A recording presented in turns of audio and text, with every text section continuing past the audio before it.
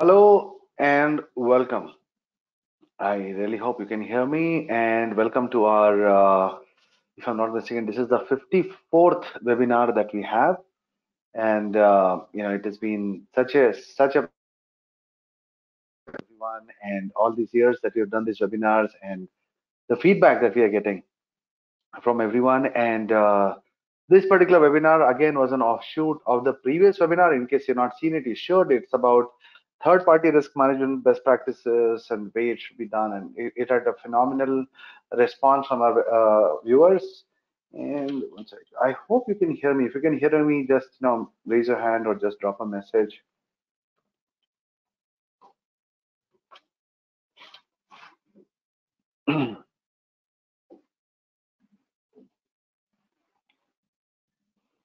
Okay. Right, great. Thank you so much, yeah, for responding. And yes, so I'm audible.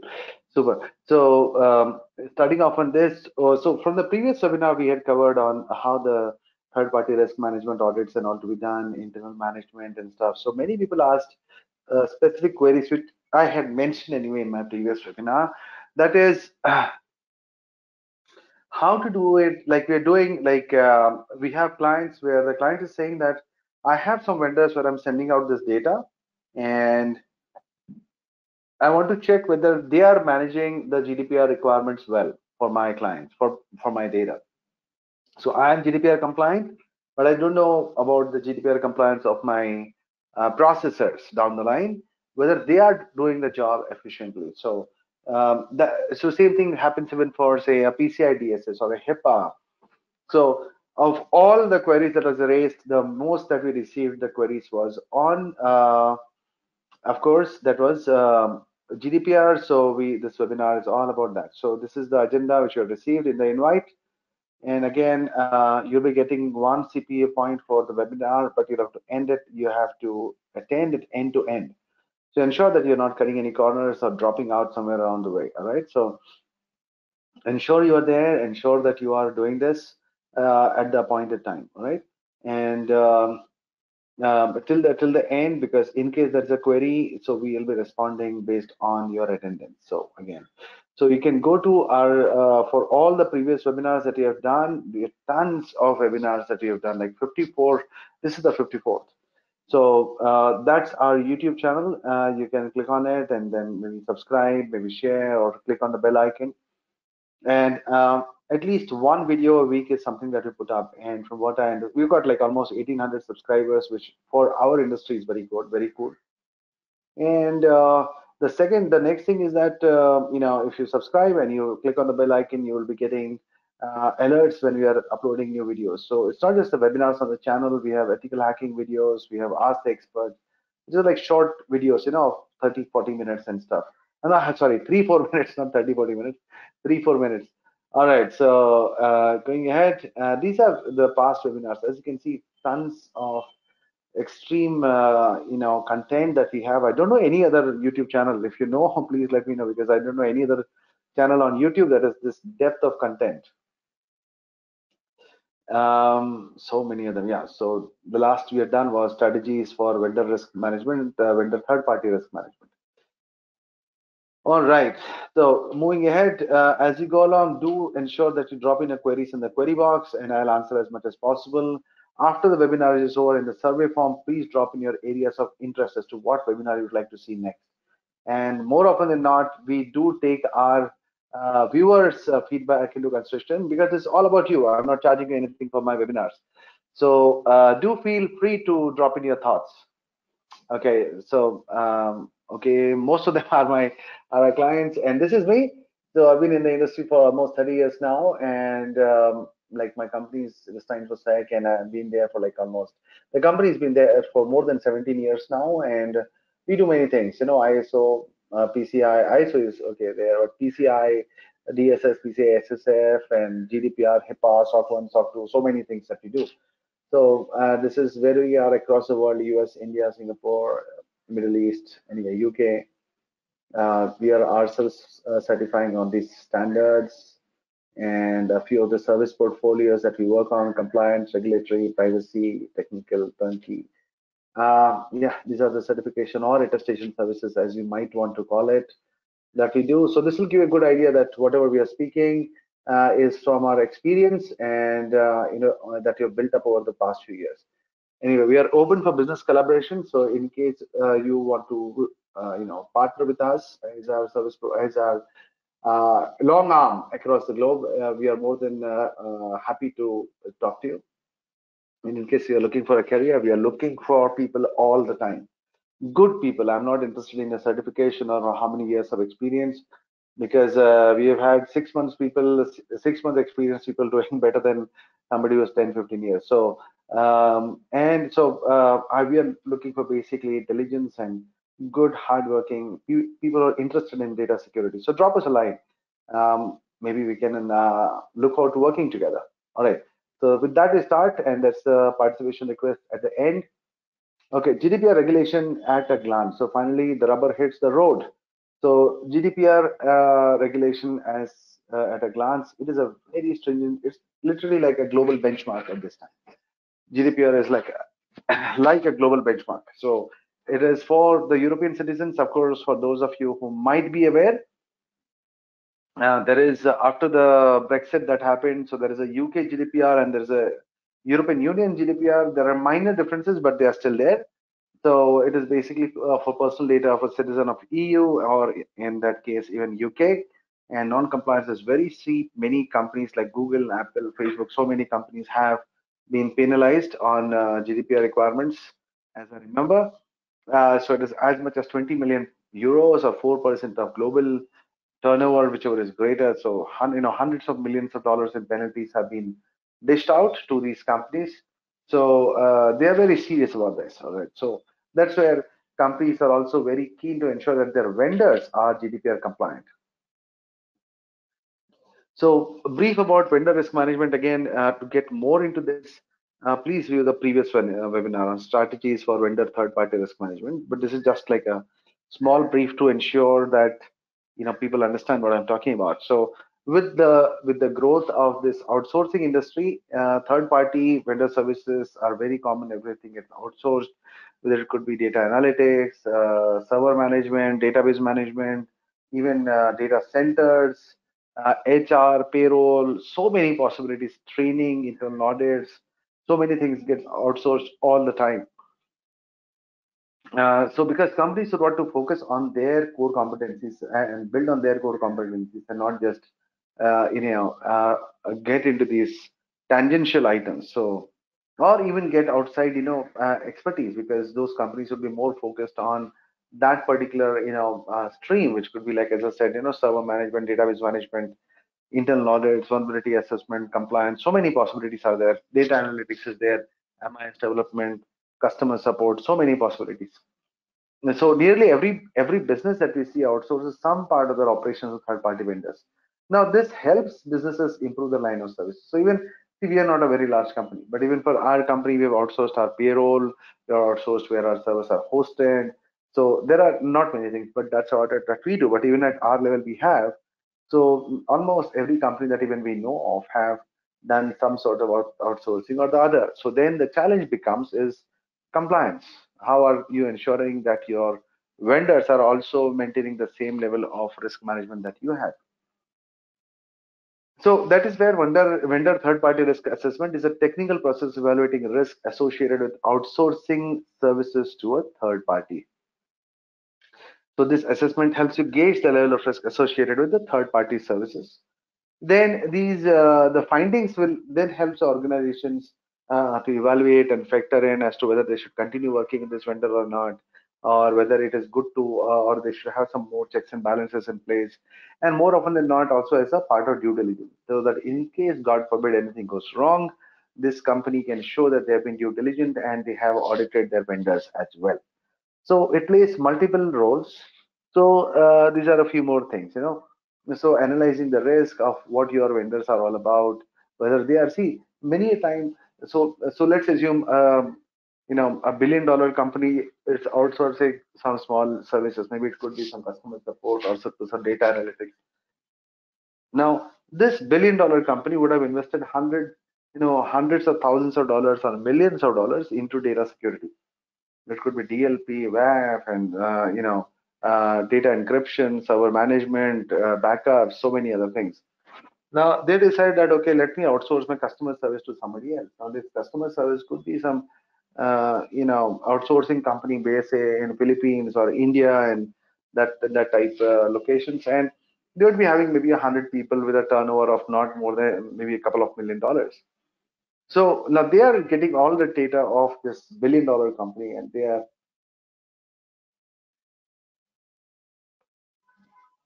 are working as if they are the customer service of this $1 billion enterprise. But they cannot afford to invest that amount of money and energy and resources into the data management. So the possibility of some sort of a breach at the smaller vendors is much higher compared to the larger organizations. And even for the hackers, they always target these third-party vendors because they know that they won't have the right checks and balances in place, and they're easy to penetrate. And in case they get penetrated, then they can get around to the principals also. So that's how it is.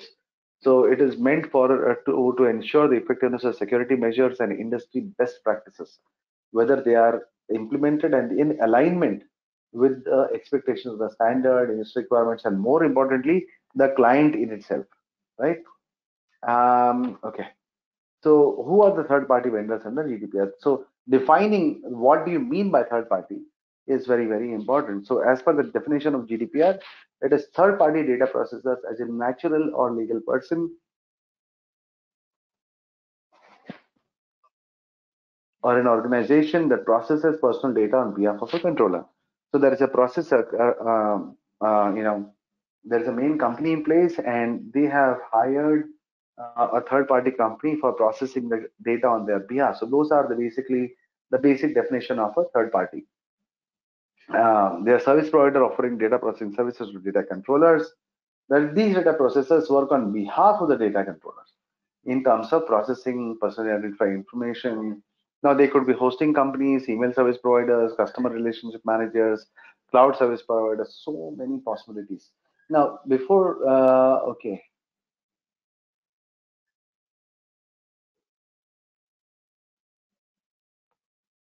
So, okay, that's a nice question. I was just reading it. Manoj has messaged me that what is considered as sensitive information in GDPR? Okay, um, um, Manoj, what happens is that this thing is a different area altogether, and we have done a few webinars on that.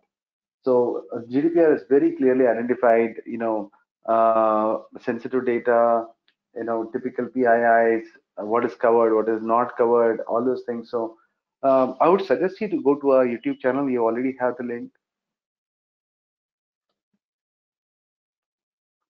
And there is a playlist for GDPR. You go in the playlist of GDPR, you can look up the earlier webinars, and there we have covered all these bases. I'm sorry, I wish I could help you at this time, my friend, but we're running short of time and I really need to go ahead. So the GDPR's perspective, that is very important. GDPR, what do they speak about vendor third-party risk management? Is it allowed, not allowed? How is it, right? So typically speaking, when you are talking about GDPR does allow outsourcing, but again, within the realms of taking the consent and ensuring that the right data is captured and the right checks and balances and controls are in place.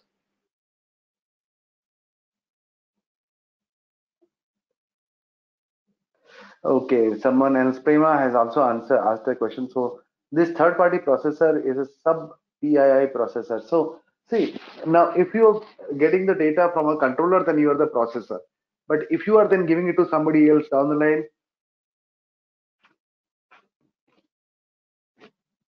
then that company is a sub processor, if you can call it that way. So, but all down the chain, this has to be maintained. GDPR has to be maintained. So GDPR, the controllers have in place appropriate agreement with data processors receiving data from them to process it on their behalf. This includes even the sub-processors or the outsourcing that might be needed to be done. All right. So controllers can only share data with data processors that provide sufficient guarantees to implement appropriate technical and organizational measures. So this is where these companies ask us to do the third-party risk management on the basis of GDPR for their clients. Now, The measures implemented by the data processors must ensure the protection of the EU citizen rights. And the key challenge is for any sort of data controller, my friends, is for keeping track of all the vendors that they have and their sub vendors, if at all, and ensuring that the compliance is met and accessing and managing who can access what data retention is applied, and when was the last review done. There are so many parameters. We'll come to that. So the next thing is that, so whenever we are working with, so many of our clients are data processors, to be honest with you. So when they ask us what is their roles and responsibilities, simply tell them that, see, boss, it all depends on your privacy policies and procedures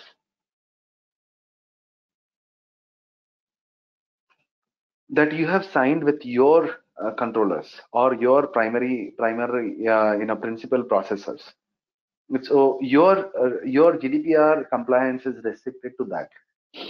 So data controllers need to have privacy policies, procedures, and legal terms to ensure that the third-party vendors they deal, implement measures, meet requirement, and ensure compliance. So the policy and legal terms should support the privacy and security implementation as required by GDPR. So they can't just write anything. There are templates of privacy policy and all that is released by the GDPR, ICU itself. But so you cannot just download any sort of template and use it or write whatever you want and leave out what you don't want. So the requirement is that the policy, legal terms, privacy policies, and procedures are all embedded in the work process of the third-party vendors or data processors. So they should be embedded as a part of their agreements and not as an afterthought.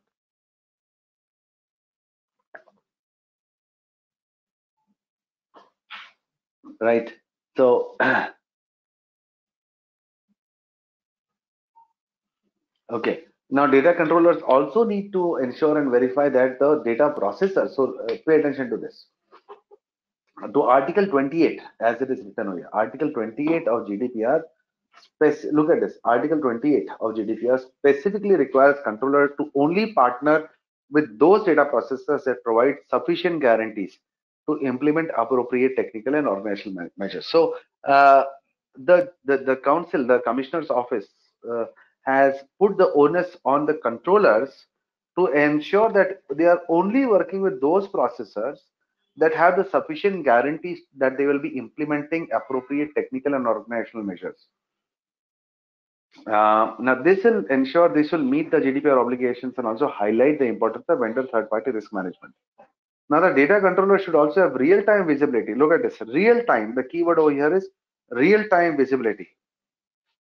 That into all the third-party vendors that access the information assets to ensure privacy of data to meet the GDPR requirements. So, typically speaking, this is a major issue that we see with a few of the clients and many companies that we audit also. Is that they simply feel that we have signed an MSA and we've signed an agreement with them, so my job is done. No, the due diligence on that agreement is very, very, very, very important. So you can't just get away by saying, oh, I signed an agreement, that should be enough. No, it's not enough. So, and the second last point, vendor risk management is a subset of the DPI. For GDPR, you're required to do DPI. Of course, in some cases, it might not be applicable, but most of the cases, DPI is applicable. So as a part of the DPI, it's not just like a normal risk assessment. You need to have even vendor risk assessment is a part of it. Now, it is not just that only the controllers are coming under it, but down the line, until till the last rung, GDPR is required to be done. So it's not just for the GDPR controllers and the first level processors, it's all down the line, GDPR is required.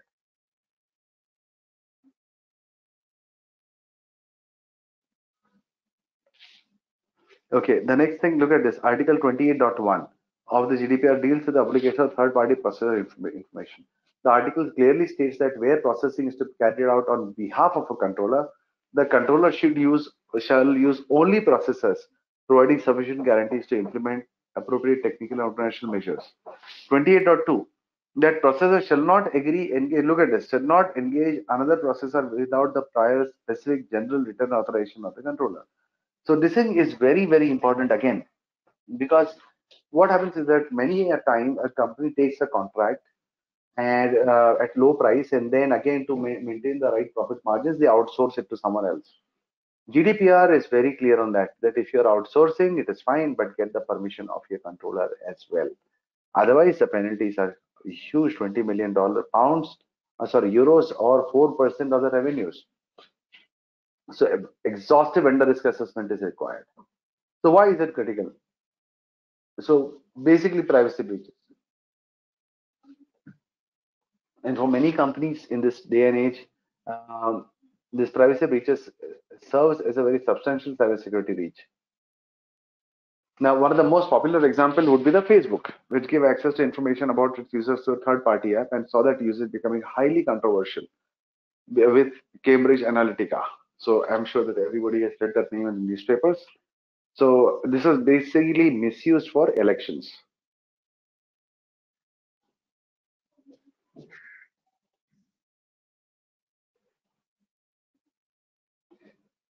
So GDPR clearly says that data controllers need to carefully weigh the value of third-party vendor risk against the benefits of the services that they provide. So if you are saving $1 but spending $5, it doesn't really make sense then. So the European Union aggressively enforces GDPR with several notable sanctions against organizations. As I said, just Facebook was there, even Google has been fined so many times. So many a time, it could be that you are a vendor to a primary client and they are the controllers you're not supposed to be having, but the controllers did not really bother about it. So these are the gray areas that causes trouble to everybody in case there is a breach, or in case there is an audit, surprise audit by a third party. So then if the data, this is another point, my friend. In case you are providing access, say let's assume, okay, um,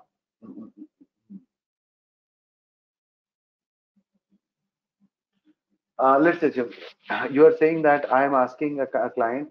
Now I am the primary company, and I am asking a particular vendor to log on to my network and just help me with the database fine tuning.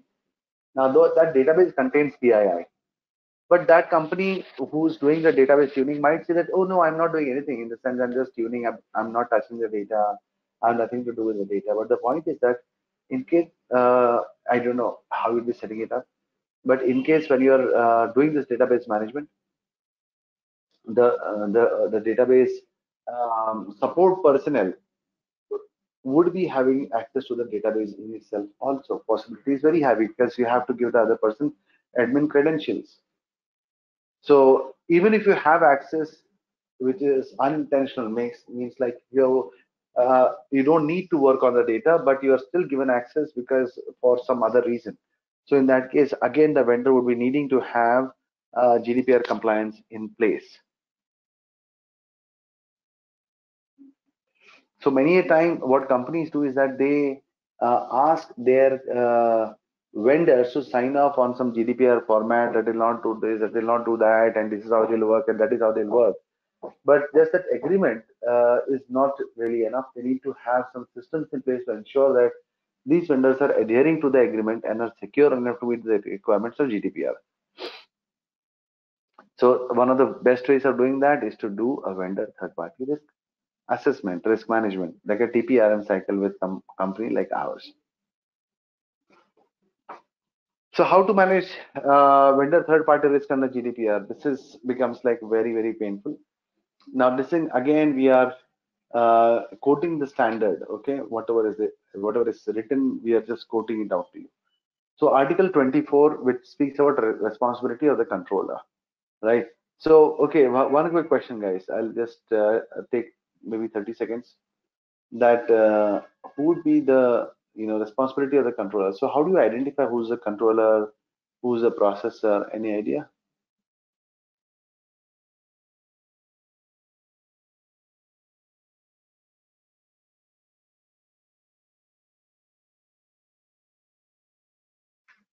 Come on, guys. That was a question for you. You are supposed to be answering it. So how do you identify in a transaction who's a controller and who's a processor?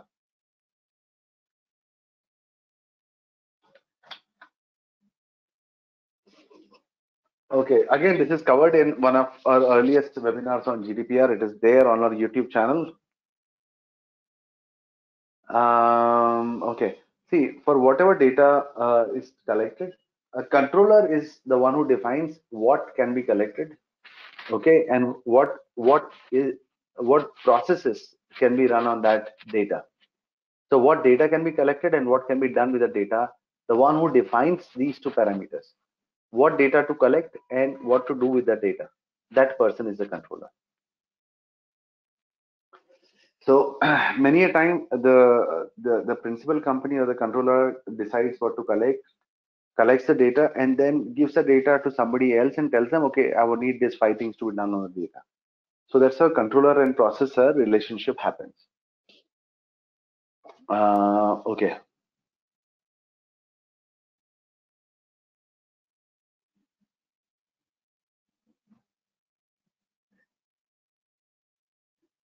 So if you look at it, all the involved person, including the third-party vendors, are expected to adhere to the approved code of conduct as applied in Article 40 and the DTC under Article 42 to ensure compliance.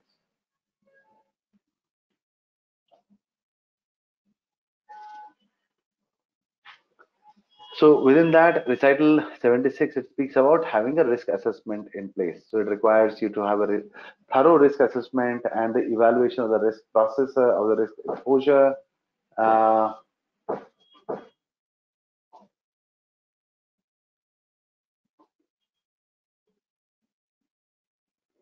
so Manish has asked that question.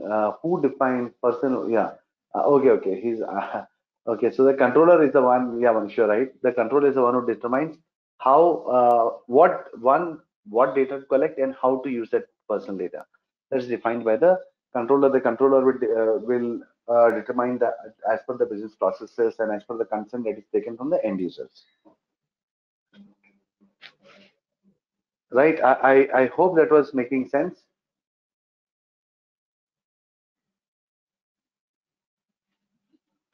Okay, moving ahead, Article 77 risk assessment guidelines. So again, Recital 77 of Article 24 states that the need for both the DP, the data controller and processor to implement measures to ensure compliance and conduct risk assessment to identify risk exposure concerning the processing activity of personal data. So guidance on the implementation is very much required under GDPR requirements. Article 77, which 76 and 77 speaks about risk assessment. Now, data protection by design and by default, that is Article 25, 24, we saw something else. Now, over here, controls such as data protection principles such as data minimization, encryption, all these should be, masking, anonymization, all these things should be part of the overall design or architecture of the process and or application. It should not be an afterthought. So so you derive that from the risk assessment. Now again, it depends on how well the risk assessment has been done. And as I said, it depends. This is dependent not just on the process, but also on the application as such.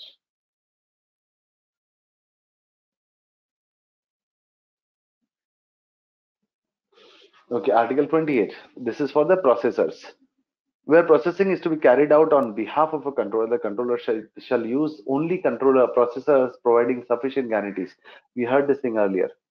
So data controllers should only work with data processes identified as secured and compliant by GDPR. And that's where companies call companies like us to do this assessment and get back to you on that. Right? So that's where they hire us, said, okay, you do the assessment, you let us know how we are doing and whether we are adhering to the GDPR requirements or not.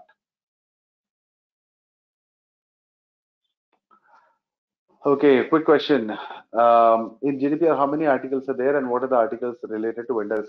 See, how many articles are there and the listing of that is there in a previous webinars. I've put that down.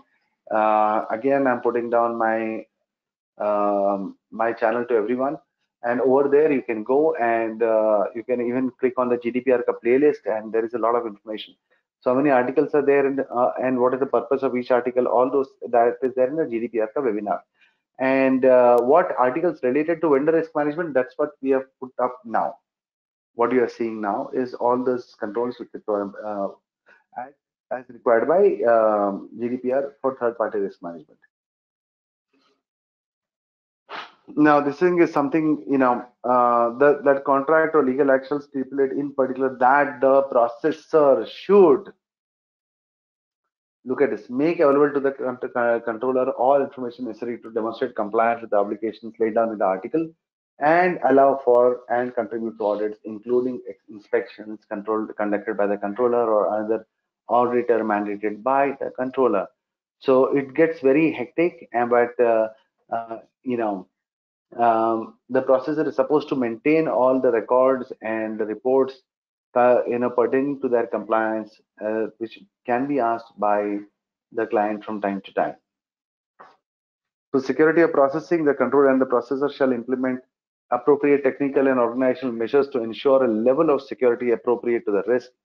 So again, security of risk processing, this is very, very open-ended, but again, it depends on the risk assessment that you've done earlier.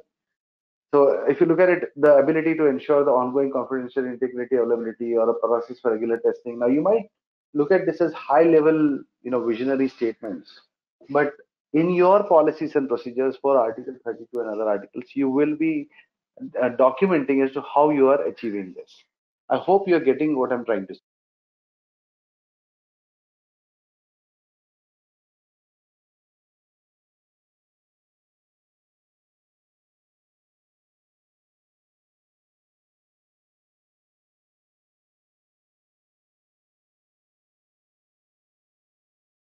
Now, the likelihood and severity of the risk to the gas assets, again, bringing us back to 74, also spoke about risk assessment. 76, again, speaks about risk assessment, but from the data subjects, means the ones whose data you really have.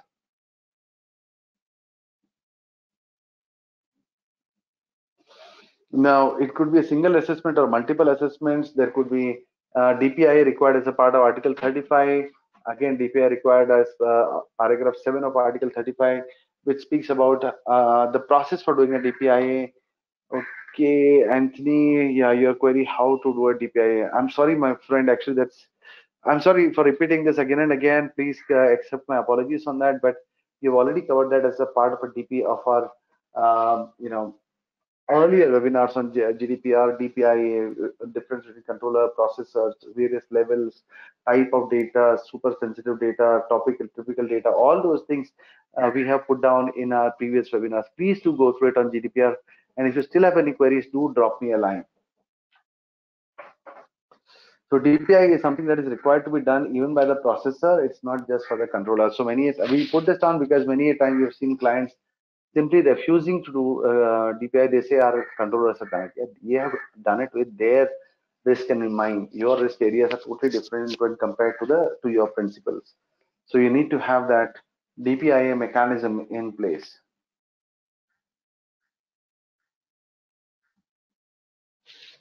Okay, Priyanka asking again, where can we find the previous webinars? This is our YouTube channel, and one sec, I'm just posting out my YouTube channel. Maybe also there is the one sec, GDPR playlist. Actually, I've been referring that many times. Let me just put it up. Give me one moment, please.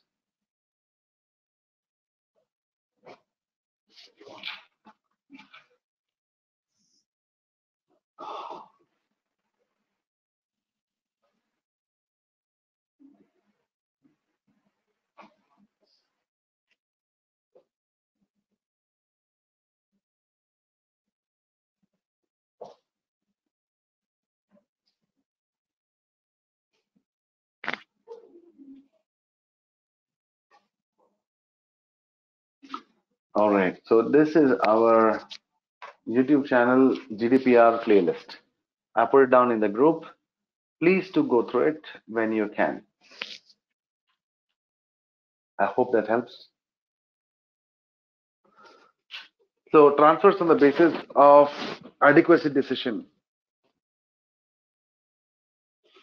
So PI transfer to is subject to legislation to third party or international organization is subject to legislation and other regulation depending on the jurisdiction or international organization to which it belongs. So again, for the transfers based on adequacy decision, again, it could be on various levels: rule of the law, respect for human rights, fundamental freedoms, relevant legislation. There are so many possibilities. And then again, there are multiple paragraphs actually. You should take your time to go through it in detail. I wish I could actually, but we're running short of time now. So from Article 35, again, based on adequacy decision, it could be, as you said earlier, also that for a host of other regions. So if there's a possibility that there is, your data might go into a country or a location or a company where, privacy is more of a joke. So if that happens, then the company starts pulling out the data, the controller that is. So transfer is based on, okay. Now, how to manage vendor third-party risk under the GDPR? So GDPR has passed the onus of security of the PI completely to the data controllers. So it is typically for the data controller, it is really your life on the line. Oh yeah. So please take care of that because it's all up to you. What you're planning to tell the clients, how you'll be telling your vendors, how you're taking consent from your clients that you are sharing the data one level below or more levels, whatever. So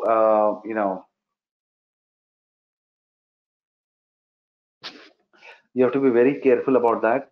So GDPR is also not a one-time effort. You need to adhere to a particular process of working. So for example, when we are called, first thing that we do is a gap analysis, and then help the companies. This again you can use for even TPRM, and then given that yeah, following are the components of an enhanced TPRM. So first do a gap analysis and then differentiate between whether the client is a data controller or processor.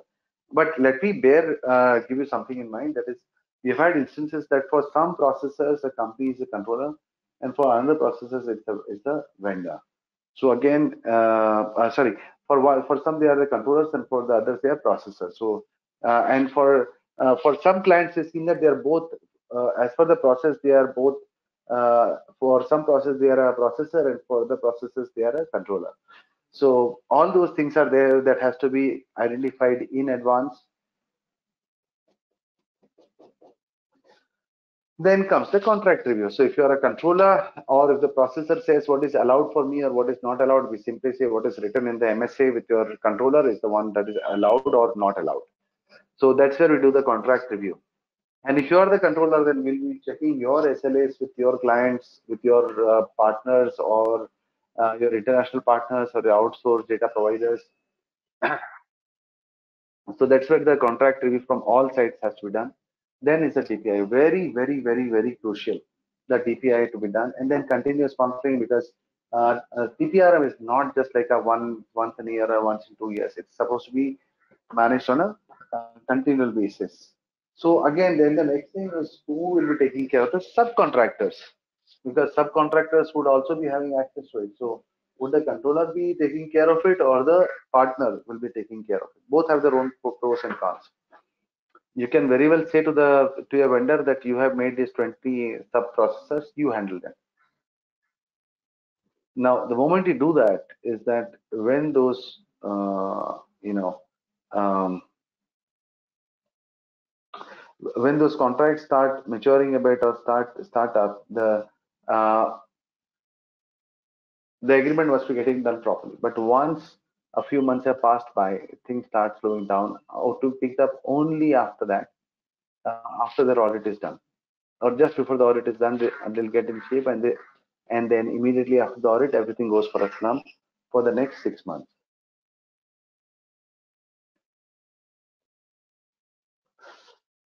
Okay, someone has asked, are these GDPR requirements applicable to only European Union or UK and USA also? See, GDPR requirements are basically there applicable only in European Union and in UK, not anywhere else, not in the USA, because they are standards for those areas. Now, why so many companies in US and even India are adhering to GDPR? The reason being, my parents is saying that I'll come down to your place, but you better be getting the monitoring in place. So whether it's EU or UK or USA, first of all, USA doesn't have a GDPR, just to be clear.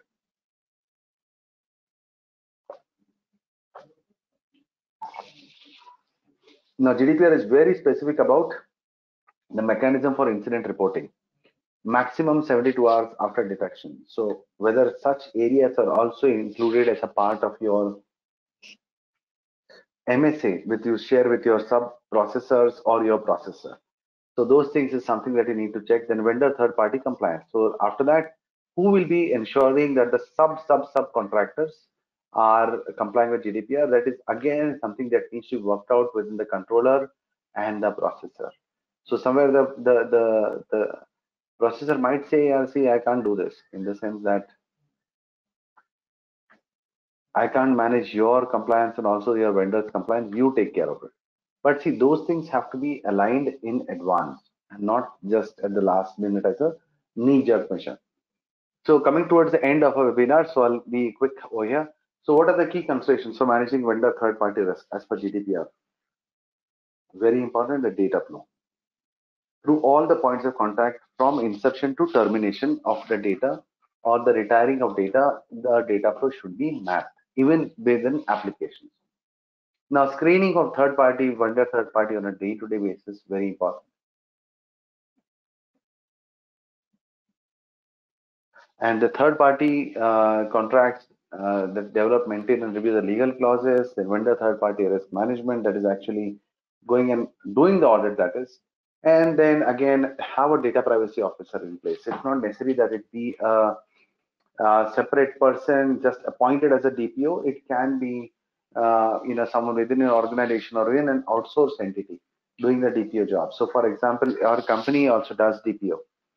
So a few companies have signed up with us for being the DPO. So anyway, that is also possible.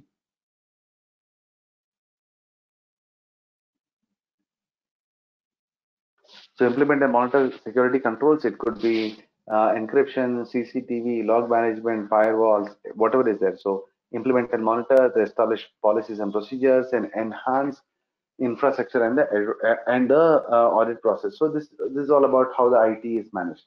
Could be patch management, vulnerability management, firewalls, CCTV, physical security, so many possibilities, right? Final thought. So GDPR compliance is a shared responsibility. It's not something that you only have to do as a vendor. If you're a processor, then of course, unless your controller is GDPR compliant and ready, how can they ask you for that? So, and then next is it is a responsibility of the organization as a controller to ensure the compliance, not the processor, not the sub-processor. So if you're the controller, ensure that your down the chain are very well being managed. And if you're a processor and you are having sub-processors, in the interest of continue working, please ensure that all these responsibilities are well taken care of also.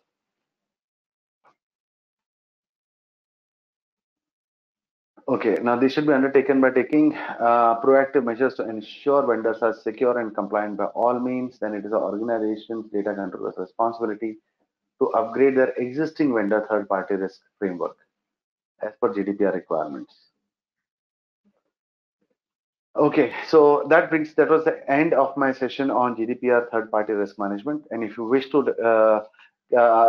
connect to know some more, you can go online and drop us a line. There's this page, book free compliance consultation, and as value added to you for attending our webinar, or you can even leave it in your comment section while filling the survey, and our team will be in touch with you to schedule a call with me, 15 minutes or so, and I can answer your questions live with you. All right. So that's a thank you from my side for sharing your time with us. And gentle reminder again about the survey. Your opinion is very, very important for us. It could be, it could be critical, it could be positive, it could be ideas for future webinars. So many possibilities, right? So do fill in the survey forms, and that's our, LinkedIn page. We've got thousands of followers. That's our LinkedIn page is there. Our YouTube channel, again, 1,800 users, followers, not bad. And that's our contact details. So do drop in a line and we'll be more than happy to be in touch with you. I really hope you enjoyed this as much as I did, if not more. And I look forward to seeing you next month on a new subject. Take care. Bye-bye.